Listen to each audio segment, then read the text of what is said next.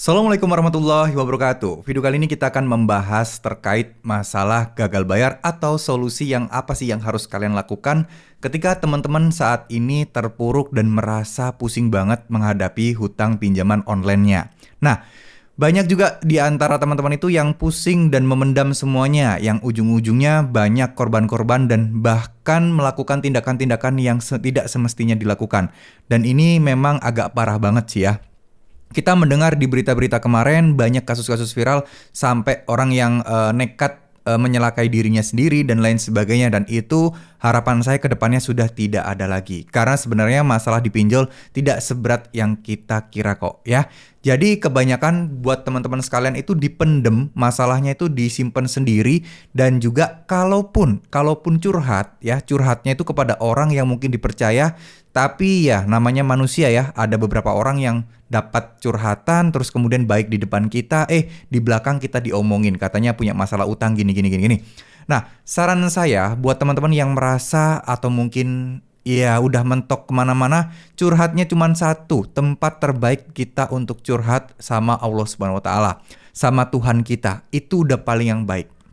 Ya, Allah nggak mungkin ngomongin kita di belakang. Allah nggak mungkin bicarain kita, jelek-jelekin kita di belakang kita. Nggak mungkin, teman-teman. Yang ada justru kita malah ditolong.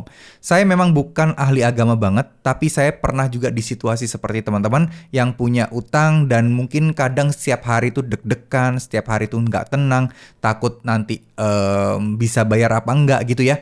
Cuman ya kembali lagi, ketika kita sudah mulai pasrah, ketika kita sudah mulai mengikhlaskan apapun yang terjadi resikonya, karena sebenarnya resikonya juga nggak berat-berat banget teman-teman ya. Cuman ya namanya manusia ya, pasti ada kekhawatiran-kekhawatiran. Nah itu, kembalikan sama Tuhan Yang Maha Esa, kembalikan sama Allah Subhanahu Wa Taala. Insya Allah dari situ, itu perlahan demi perlahan hati kita akan terobati, kekhawatiran kita akan berkurang. Yakin aja lah, yakin Allah pasti ngasih pertolongan. Toh kita juga diminta untuk berdoa kan. Kita juga diminta untuk meminta pertolongan hanya sama Allah Subhanahu Wa Taala kan. Jadi kalau misalnya kalian justru malah curhat ke orang lain, ya ujung-ujungnya nggak ada solusi tapi resiko kalian diomongin di belakang, ya buat apa? Lebih baik kita curhat kepada Allah Subhanahu Wa Taala. Ya mungkin terkadang kalau kita curhat kepada sesama manusia itu bisa jadi kita agak lebih lega, ya nggak apa-apa, silahkan. Cuman teman-teman harus tahu bahwa manusia itu kita tidak pernah tahu isi hatinya bagaimana, bisa berubah. Oleh karena itu, alangkah lebih baiknya kalau kita mencurahkan semuanya kepada yang maha membolak-balikan hati. Ya, mungkin kalian merasa, wah nggak mungkin bang, dengan doa doang kita bisa tenang, dengan doa doang utang bisa lunas. Enggak, ya. Tapi kalau setidaknya kalian bisa tenang, setidaknya kalian bisa susah buat menerangkan kata-katanya, susah. Lebih optimis, lebih positif gitulah. Istilahnya seperti itu. Saya agak susah mengungkapkan dengan kata-kata itu seperti apa. Tapi yang jelas ketika kalian mulai serius, ketika kalian mulai khusyuk, ketika kalian mulai benar-benar tulus meminta pertolongan untuk bisa lepas dari hutang pinjol ini, nah insya Allah pasti akan ada jalan. Ya entah itu uangnya dari mana, entah itu rezeki datang dari hal yang tak terduga sekalipun, itu mungkin. Ini benar-benar saya demi Allah saya benar-benar merasakan keajaiban-keajaiban itu. Ya, saya nggak bohong, saya bukannya so agamis, tapi kalau makin kesini makin dipikir-pikir, ya motivasi doang buat apa? Nanti 2 hari, 3 hari teman-teman pasti lupa. Teman-teman pasti akan merasa ketakutan lagi. Teman-teman masih akan kepikiran lagi. Nah, oleh karena itu saya memutuskan untuk mengajak teman-teman untuk lebih mendekatkan diri sama Tuhan Yang Maha Esa. Ya, jadi buat yang non-muslim silahkan cari tahu sendiri amalan-amalan atau mungkin ya ke pemuka agama teman-teman sekalian untuk bisa lebih tenang, untuk bisa pasrah itu bagaimana caranya. Saya yakin teman-teman pasti sudah paham lah ya. Kalau saya di muslim ya perbanyak istighfar, perbanyak zikir, perbanyak ibadah sunnah, perbanyak sholawat. Itu sih, itu udah cukup teman-teman. Beneran deh, udah cukup. Ini demi Allah saya tulus dari hati pengen menyampaikan kepada kalian. Percuma kalau kita nontonin solusi-solusi, motivasi-motivasi, tapi kalau 2 hari, 3 hari teman-teman udah ngedon lagi, lebih baik saya ajak teman-teman untuk bisa terus istiqomah. Istiqomah memang sulit sekali. Sekarang kita mungkin rajin ibadah 2 hari, 3 hari, mungkin godaan lebih gede dan bahkan mungkin bolong-bolong.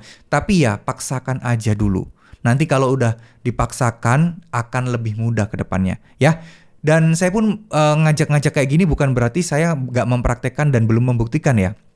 Saya pun alhamdulillah ya, alhamdulillah sampai sekarang udah 1 tahun ini, alhamdulillah mulai rutin sholat tahajud ya. Saya usahakan untuk rutin. Ya paling sebulan tuh bolong 3 4 gitu ya. Kalau nggak sakit itu insya Allah pasti rajin banget gitu. Cuman ya saya memang belum sempurna yang bisa bangun jam 2 terus tidur lagi subuh bangun. Enggak, saya ngakalinya dengan bangun lebih pagi. Jadi ya sekitar jam-jam setengah 4, jam 3 lebih seperempat itu saya bangun dulu teman-teman. Saya bangun, terus kemudian selesai sholat tahajud, saya baca surat Al-Waqiah ya. Katanya yang membuat kita itu merasa kaya dan gak akan kekurangan sebagai penarik rezeki juga.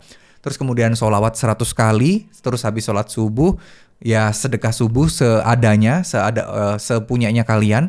Habis itu udah langsung coba beraktivitas, cari peluang-peluang, cari untuk penghasilan tambahan. Nah, insya Allah itu akan ada jalan. Ya, nanti kalau ngantuk ya, ngantuk misal jam 8 atau mungkin yang teman-teman yang kerja berangkat jam 7 pagi ya bolehlah tidur dulu. Kalau saya kan ya waktu itu kalau kerja udah masuknya setengah 7 takut kelewatan saya nggak tidur. Ya nanti pas jam istirahat di kantor baru saya tidur.